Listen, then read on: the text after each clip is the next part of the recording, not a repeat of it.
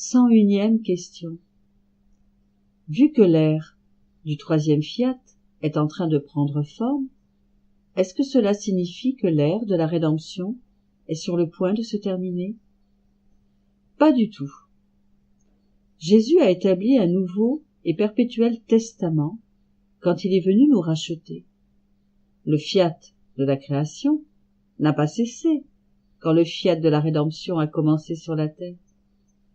De même, les fiat de la création et de la rédemption doivent continuer, mais avec la réalisation sur la terre du troisième fiat, les deux premiers atteindront la plénitude prévue par Dieu.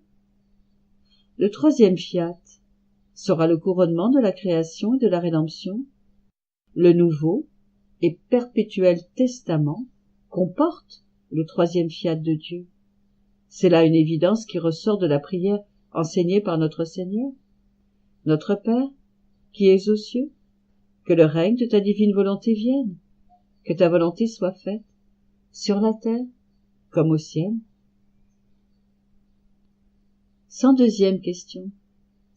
Est-ce que l'enseignement sublime, ayant trait à la façon de vivre dans la divine volonté sur la terre comme au ciel, exposé dans les 36 tomes du livre du ciel que notre Seigneur nous a livré par l'intermédiaire de Luisa Picaretta, supplantera la Sainte Bible durant l'ère du troisième fiat? Non. Les enseignements de la Sainte Bible sont universels et dureront toujours. Jésus a dit: la terre et le ciel passeront, mais mes paroles ne passeront pas. Depuis le temps où les enseignements de la Bible ont été donnés à l'humanité, ils l'ont été et le seront pour toutes les âmes, tous les âges, tous les lieux, en symbiose avec la providence et la sagesse de Dieu. Le livre du ciel, quant à lui, peut être considéré comme un prolongement saint, glorieux et merveilleux des enseignements de la Sainte Bible. Sans aucun doute, il sera très connu et très aimé pendant l'ère du troisième fiat, alors que le Saint-Esprit renouvellera la face de la terre. 103e question. Comme la divine volonté est la fontaine de tous les bienfaits et de toutes les bénédictions, il s'ensuit qu'elle est la fontaine des sacrements eux-mêmes. Est-ce que cela veut dire que les sacrements disparaîtront à l'avenir, parce que la divine volonté sera alors l'aliment spirituel fondamental des âmes, comme au paradis terrestre pour Adam et Ève, qui n'avaient nul besoin des sacrements? Les sacrements produiront leur plein effet dans les âmes seulement quand la divine volonté régnera sur la terre comme au ciel. De là à savoir s'il viendra un temps où certains sacrements ne seront plus administrés, c'est un mystère réservé à Dieu. Il semble clair que le sacrement du baptême sera toujours administré, car c'est par le baptême que le péché originel est effacé et la semence de la vie divine déposée dans l'âme. Petite note. Selon l'opinion de l'auteur, il pourrait venir un temps, dans un certain avenir, nous sommes en 1994, au moment où cela est écrit, dans lequel les sacrements seront supprimés par les forces du mal. Il devrait être très consolant pour les heureuses âmes qui connaissent le don de la divine volonté et en vivent, de réaliser que la vie divine de la Sainte Trinité les alimente continuellement, en régnant en elles. 104e question. Il semble que l'idéal de Dieu est que la divine volonté règne sur toutes les âmes. Est-ce que cela signifie que la volonté humaine sera annihilée? C'est une absurdité. Une telle idée serait une erreur théologique grave. La volonté humaine doit absolument toujours exister. Autrement, nous ne serions plus des êtres humains. Jésus avait une volonté humaine. Marie avait une volonté humaine. La volonté humaine est le réceptacle dans lequel la divine volonté fait sa demeure. L'idéal de Dieu est que la volonté humaine renonce librement à ses désirs et à ses propres activités, et librement laisse Dieu accomplir ses propres désirs et sa propre activité dans l'âme, comme il en a été pour Jésus et Marie, de même que pour Adam et Ève, avant qu'ils ne rejettent le don de la divine volonté. Ils ont librement choisi de refuser à Dieu la joie de régner en eux et d'animer toutes leurs activités. Ils ont librement préféré laisser la gouverne à leur volonté humaine misérable, faible et inconstante, plutôt que de continuer à vivre dans la divine volonté parfaite et glorieuse. 105e question. Si une personne est divinisée par le don de la divine volonté, est-ce que cela signifie qu'elle peut faire ce qu'elle désire quand cela lui tente, comme accomplir des miracles, ou même créer quelque chose à partir de rien? Cette idée est évidemment folle. Seulement Dieu peut faire de vrais miracles. Seulement lui peut créer de rien, et uniquement lui peut garder les choses dans l'existence. Posséder la divine volonté, comme au ciel, c'est participer avec Dieu à tout ce qu'il choisit de faire, à son activité universelle et éternelle. Dieu permet à sa créature d'opérer avec lui dans ce qu'il réalise. L'âme ne pourrait jamais, même pendant un seul instant, accomplir des choses divines par elle-même et selon sa fantaisie. Mais avec le don de la divine volonté, nous pouvons dire comme Marie, « Je fais ce que Dieu fait ». Dieu et l'âme partagent la même divine volonté. L'âme laisse Dieu utiliser son humanité et opérer divinement en elle. Ceci nous fournit une belle occasion de nous poser une autre question. Qu'est-ce que Dieu fait? Seulement lui peut répondre à cette question d'une façon satisfaisante. Nous savons qu'il a créé l'univers et en maintient l'existence. Il fait croître les arbres, nager les poissons, briller les étoiles, souffler le vent, rugir les lions, tomber la pluie. Il crée constamment de nouvelles âmes. Il ne cesse de communiquer la grâce. Il répand la joie et le bonheur continuel sur tous les habitants du ciel, etc. 106e question. Les questions 7, 10, 11 et 54 mentionnent que Luisa Picaretta est la première parmi les pionniers de la sublime sainteté dans la divine volonté. L'auteur peut-il en dire davantage sur ce sujet? Le 20 février 1924, Luisa a écrit dans le tome 16 du livre du ciel ce qui suit. À la suite de tout ce que mon doux Jésus m'a dit au sujet de sa très sainte volonté, je pensais, comment est-il possible qu'il n'y ait pas eu, jusqu'à maintenant, une seule âme qui ait vécu dans la divine volonté et que je sois la première? Combien d'autres sont venus avant moi, plus parfaites et plus actives que moi? Pendant que je me disais cela, mon toujours aimable Jésus s'approcha à l'intérieur de moi et me dit, « Ma fille, pourquoi ne reconnais-tu pas ce don en toi, cette grâce, cette mission d'être appelée d'une manière toute spéciale et toute nouvelle à vivre dans ma volonté? S'il y avait eu avant toi dans mon Église d'autres âmes appelées à vivre dans ma volonté, ce qui est pour moi la chose la plus importante, celle qui m'intéresse le plus et que je prends le plus à cœur, il y aurait eu des signes, des règles, des enseignements concernant ces personnes.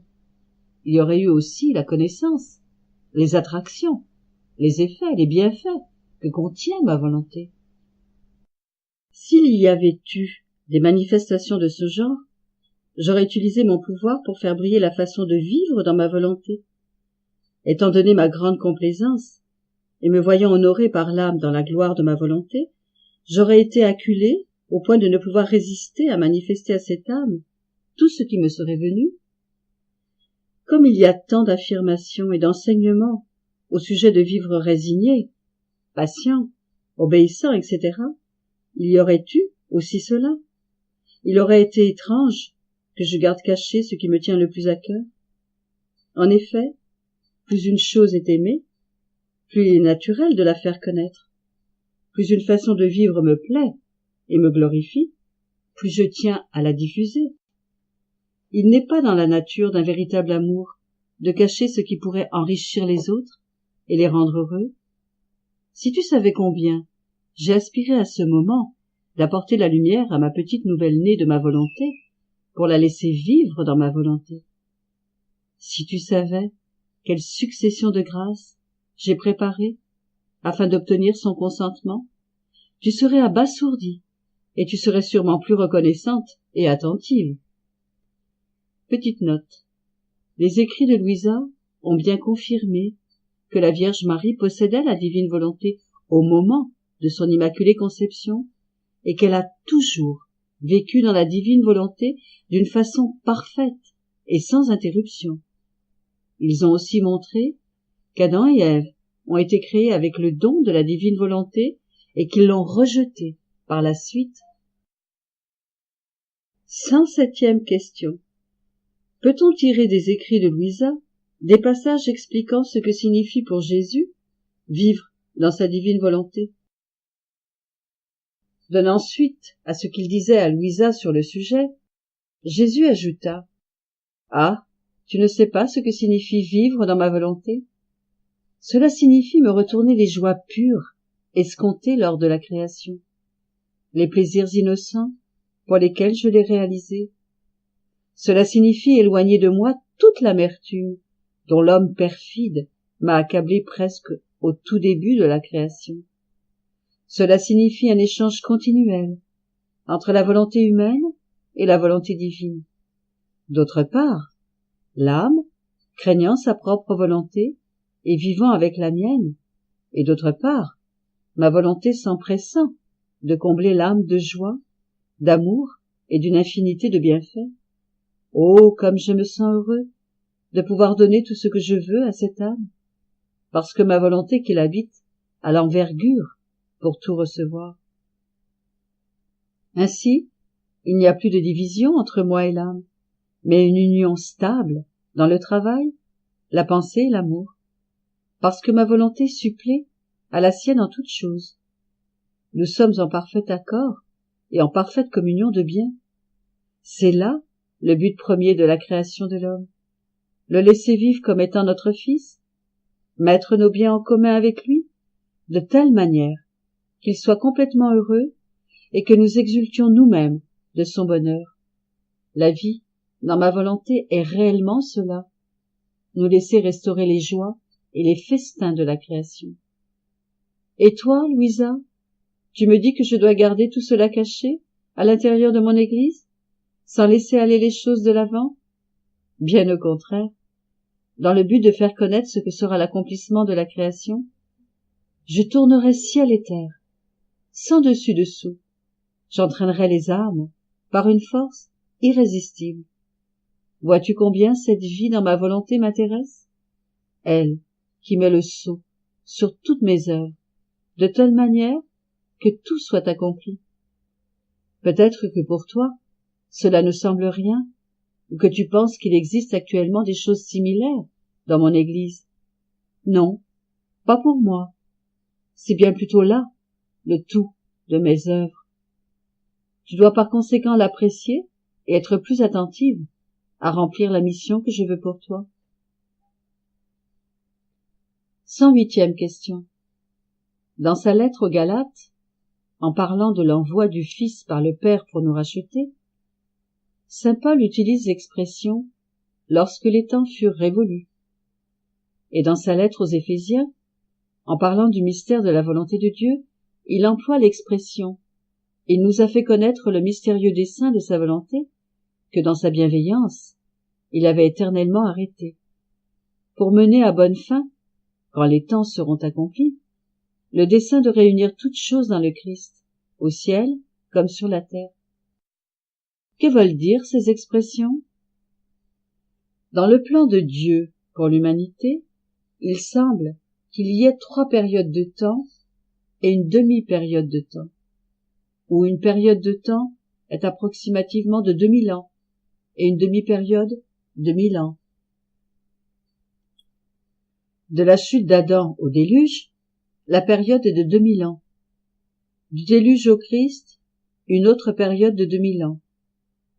Du Christ à nos jours, une troisième période d'environ 2000 ans. Ensuite, des temps actuels jusqu'à la fin du monde. Il y aurait une période d'environ 1000 ans, c'est-à-dire un demi-temps. Le premier temps s'est terminé par la purification du monde par l'eau, le second par la purification du monde par le sang précieux de Jésus. Le troisième, qui vraisemblablement atteint actuellement sa plénitude, se terminera par la purification par le feu. Après cela, il y aura le plein jour du règne de la divine volonté sur la terre comme au ciel, et toutes les choses seront rétablies dans le Christ. Cette nouvelle ère est en train de commencer. Tranquillement, dans les âmes, le troisième fiat est en train de s'établir, comme les rayons du soleil au lever du jour, avant le plein jour. Il semble vraiment que le moment est venu pour que soit exaucée la prière du Seigneur et pour que vienne aussi le triomphe du cœur immaculé de Marie. 109e question. En quoi vivre dans la divine volonté diffère-t-il d'habiter dans l'âme de la Sainte Trinité? La Sainte Trinité est présente en toutes choses, et par la puissance de leur divine volonté, les personnes divines gardent toutes les choses dans l'existence selon la nature de chacune. Quand un enfant naît, la Sainte Trinité est présente pour garder cet enfant dans l'existence, selon sa nature humaine. Quand il est baptisé, quelque chose d'étonnant survient. La divine volonté implante la splendeur de la grâce sanctifiante dans son âme, et les personnes de la Sainte Trinité y font leur demeure, lui communiquant leur vie et leur ressemblance d'une façon mystique, mais limitée. En recevant la grâce sanctifiante, l'âme, nouvellement baptisée, devient un enfant adopté par Dieu. Cependant, la grâce est créée, et de ce fait, n'est pas la vie de Dieu à proprement parler, parce que cette vie de Dieu est la divine volonté incréée et éternelle. La grâce créée, qui émane de la divine volonté de la Trinité, rend l'âme qu'elle habite, plus ou moins sainte et agréable à Dieu, selon son degré de conformité et d'abandon à la divine volonté.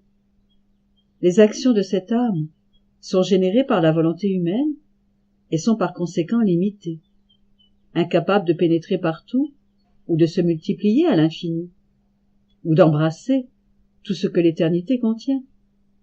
C'est ainsi qu'a été la vie des chrétiens fidèles à travers l'histoire de l'Église, quel qu'ait été leur genre de vie, et c'est ainsi que la volonté de Dieu est réalisée sur la terre, mais non comme au ciel.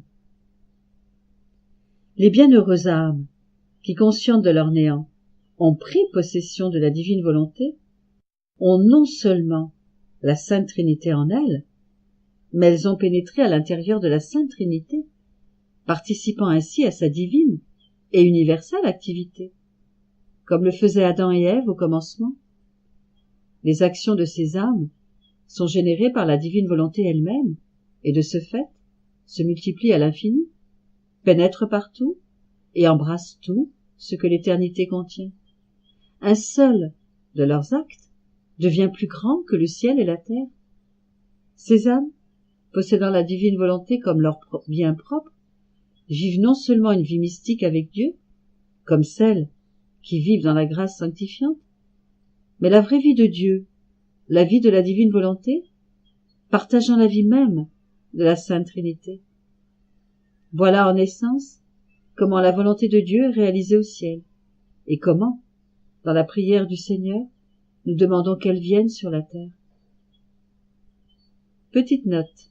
Cette traduction est celle de la 2e édition du livre Book of Glory, questions et réponses sur le 3e fiat de Dieu, écrit par Thomas M. Fahy en 1994. Quelques précisions encore. Qui est Luisa? Luisa Picaretta est une mystique née en 1865 à Corato en Italie. À l'âge de 9 ans, notre Seigneur commence à lui faire entendre sa voix intérieurement. À 13 ans, elle a sa première vision. Jésus portant sa croix lève les yeux vers elle et lui dit « Âme, aide-moi ». Dès lors, un désir insatiable de souffrir pour l'amour de Jésus monte en elle. À ce moment, également, débutent ses premières souffrances physiques de la passion, ainsi que de grandes douleurs spirituelles et morales. À 16 ans, à la suite d'un désir manifesté par Jésus et Marie, elle se consacre à Jésus comme victime. Dès lors, les visions se multiplient et elle devient de plus en plus associée aux souffrances de Jésus dans sa passion. À compter de ce moment aussi, et pour le reste de sa vie, soit pendant 65 ans, elle ne peut ni manger, ni boire, rejetant toute nourriture. Sa seule nourriture est la Sainte Eucharistie. À cause de ces souffrances de la passion de Jésus, qui deviennent de plus en plus fortes, Louisa perd bien souvent l'usage de ses sens. Son corps devient rigide, quelquefois pendant plusieurs jours, jusqu'à ce qu'un prêtre, généralement son confesseur, vienne, au nom de l'obéissance, la sortir de cet état de mort. À l'âge de 23 ans, un an après le début de son alitement permanent, qui durera tout le reste de sa vie, elle reçoit la grâce du mariage mystique. Ce mariage est renouvelé 11 mois plus tard dans le ciel, en présence de la très sainte Trinité. C'est à cette occasion que lui est donné le don de la divine volonté. Elle meurt en 1947, un peu avant d'avoir atteint sa 82e année, à la suite d'une pneumonie qui dura 15 jours, la seule maladie qu'elle ait jamais subie pendant sa vie entière. Elle rend l'âme à la levée du jour, à l'heure où, chaque jour, son confesseur avait l'habitude de la faire sortir de son état de mort. Louisa a beaucoup écrit. Elle le faisait par obéissance à Jésus et à ses confesseurs, surmontant ainsi la forte aversion qu'elle a toujours éprouvée à écrire et à parler d'elle. Ses principaux écrits forment les 36 tomes de son ouvrage intitulé Le Livre du Ciel, nom suggéré par Jésus lui-même. Ils décrivent sa vie et font part de ses dialogues avec Jésus, moyen choisi par celui-ci pour faire connaître ses extraordinaires et surprenants enseignements sur la vie dans la divine volonté. La cause de béatification de Louisa fut introduite en 1994.